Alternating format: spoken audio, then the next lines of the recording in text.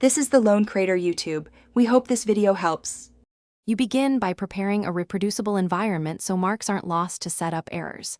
Install Python 3.10 or later and create a virtual env. This isolates dependencies. Once done, activate it and pip install Pytesseract, OpenPython, and Pillow because these handle recognition, preprocessing, and image I/O. Make sure the Tesseract engine is installed on your system and set Pytesseract.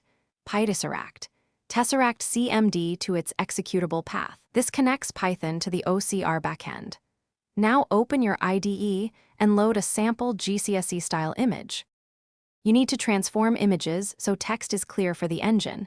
This is where marks improve. First load with CV2. Read and convert to grayscale to reduce color noise. Next, apply denoising and adaptive thresholding or bilateral filtering to handle shadows and exam paper texture, because consistent contrast yields better recognition. Once preprocessed, call Pytesseract. Image to string with appropriate config flags like PSM6 for block text and OEM3 for LSDM engine.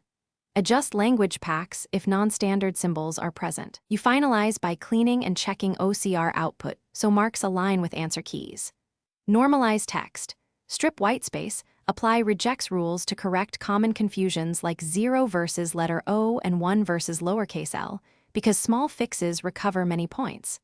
Then validate outputs against expected formats, numeric ranges, keywords, or structured answers, and flag uncertain cases for manual review.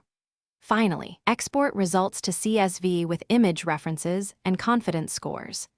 If results are poor, retry preprocessing or increase resolution. That single change often fixes errors. Thanks for watching. Consider subscribing if we helped you.